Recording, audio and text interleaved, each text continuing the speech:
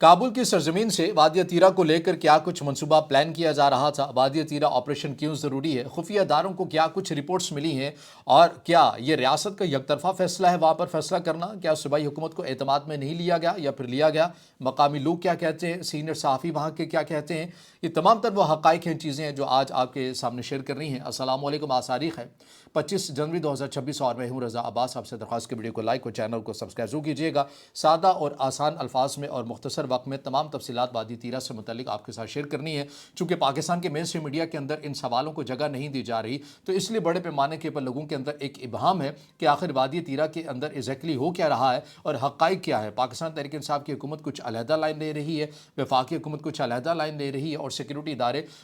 کسی اور لائن کے اوپر چلتے ہوئے نظر آ رہے ہیں۔ تو حقائق کیا ہے؟ وہاں کے مقامی لوگوں سے پوچھا ہے، وہاں کے سینئر صحافیوں سے پوچھا ہے، اور یہ وہی وہ معلومات ہیں جو منوان آپ کے ساتھ شیئر کرنی ہے۔ تو دیکھیے، وادی تیرہ کے علاقے کو پہلے سمجھ لیتے ہیں۔ یہاں پر بدامنی رہتی ہے، اس میں کوئی انکار نہیں ہے۔ یہاں پر جہاں پر مفتی نور ولی مسعود گروپ کا ہولڈ ہے، تو وہیں پر بڑی تعداد کے اندر حافظ گل بہادر کا بھی بڑا ہولڈ ہے، اور یہاں پر کلعدم ٹی ٹی پی ہو یا لشکر اسلام ہو، یہ وہ دو گروہ ہیں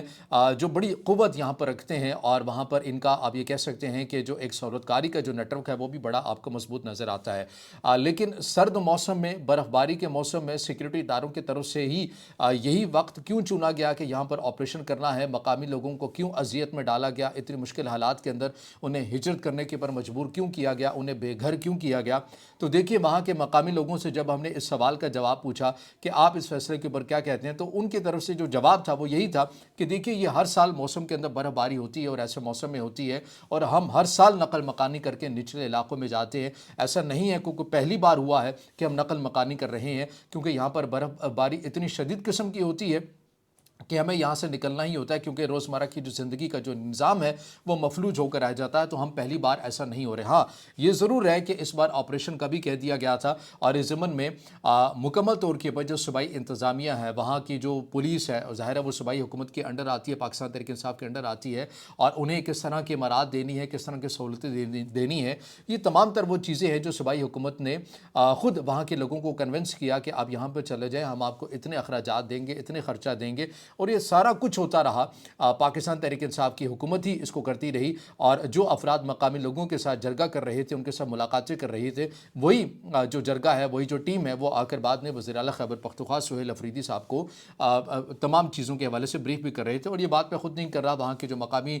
جو سینئر صحافی ہیں، جن میں طاہر خان صاحب ہیں، جن میں فدا عدیل صاحب ہیں، یہ تمام تر وہ افراد ہیں جو ان تمام چیزوں کو لمحہ بہ لمحہ اپڈیٹ بھی کر رہے ہیں اور اس سے آگاہ بھی کر رہے ہیں، اور انہی کا یہ موقف ہے کہ مکمل طور کے پر صوبائی حکومت جو ہے سارے معاملات کو دیکھ بھی رہی ہے، اور اس کے اندر خود بھی وہ حصہ ہے۔ اچھا، اب یہ دیکھیے کہ خفیہ اداروں کو رپورٹ اس سے متعلق کیا ملی تھی۔ خفیہ اداروں کی یا دفاعی تجزیہ کاروں کو جب آپ سنتے ہیں تو اس سے متعلق جو حقائق ہمارے سامنے آ رہے ہیں وہ یہ ہیں کہ جو لشکر اسلام ہے اور کلعدم ٹی ٹی پی ہے، ان لوگوں نے اپنا یہ ایک منصوبہ بنا رکھا تھا کہ برف باری والے اس موسم کے اندر جب لوگ ویسے ہی ہجرت کر جائیں گے تو ہم ان کے گھروں میں آ کر آباد ہو جائیں گے۔ اور مقامی لوگ یہ کہتے ہیں کہ یہ کوئی پہلی بار نہیں ہونا تھا، یہ پہلے بھی ہو چکا ہے کہ وہاں کے جو مقامی لوگ ہجرت کر کے جب نچلے علاقوں میں چلے جاتے ہیں، اور چونکہ ان کے گھر بار خالی ہوتے ہیں، تو یہ جو کلعدم ٹی ٹی پی کے یا کلعدم تنظیموں کے جو فیکٹرز ہیں، عناصر ہیں، افراد ہیں، یہ مقامی لوگوں کے گھروں میں آ کر پناہ لے لیتے ہیں، یہ وہاں پر جا کر جو ہے یہ چھپ جاتے ہیں۔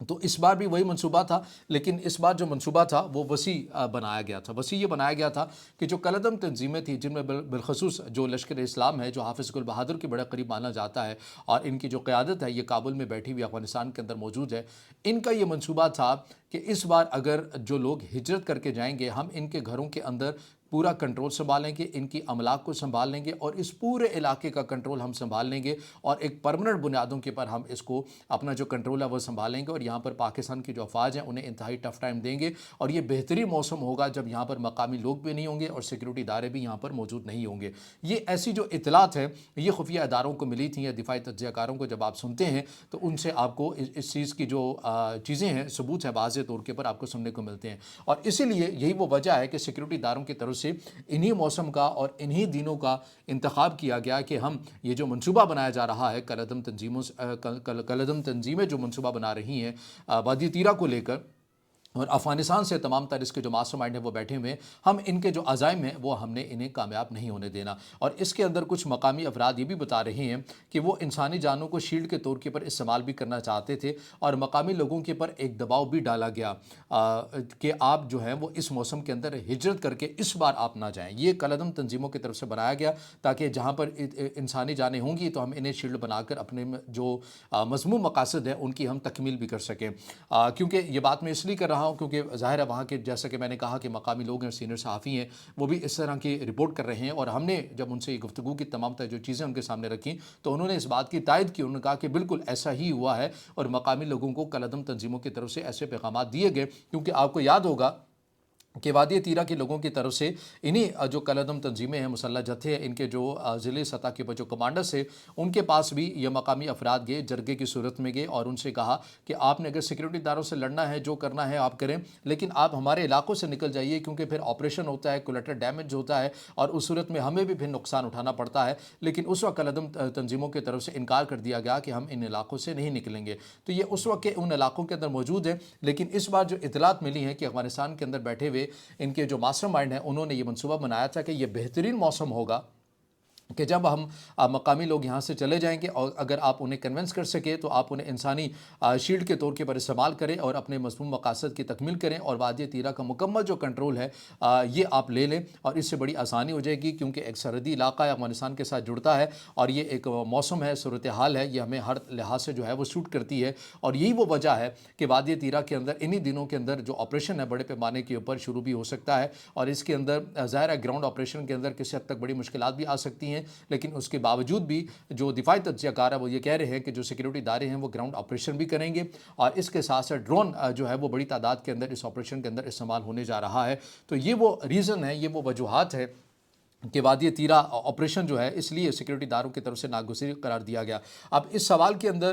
تواتر کے ساتھ ایکس پر بالخصوص یا دیگر سوشل میڈیا پلیٹ فارم کے اوپر یہ جو بات کی جا رہی ہے کہ پاکستان تحریک انصاف کی حکومت اس معاملے کے اوپر اعتماد میں نہیں، اور پاکستان تحریک انصاف اس کی مخالفت کر رہی ہے کہ آپریشن نہیں ہونا چاہیے، اس کے اندر کوئی حقیقت نہیں ہے۔ آپ یہ کہہ سکتے ہیں کہ قومی سطح کے اوپر پاکستان تحریک انصاف کی حکومت نے میڈیا کے اندر ایک بیانیہ بنانے کے لیے کیا ہے، وہ جیسا کہ میں نے ابتدا کے اندر عرض کر دی کہ سہیل افریدی صاحب جو کہ خیبر پختونخوا کے وزیر اعلیٰ ہے، ان کی مشاورت کے بعد ہی وہاں کی جو ضلعی انتظامیہ ہے انہوں نے جا کر لوگوں کے ساتھ مذاکرات کیے ہیں، اور انہیں کنونس بھی کیا ہے، جو لوگ چھوڑنے کے اوپر رضامند نہیں تھے گھر، انہیں جا کر پاکستان تحریک انصاف کی حکومت کے انڈر ہی جو انتظامیہ آتی ہے، جو پولیس آتی ہے، جو دیگر افراد آتے ہیں، بااثر افراد آتے ہیں، وہ گئے ہیں، انہوں نے مقامی لوگوں کو کنونس کیا ہے، اور پھر اس ضمن میں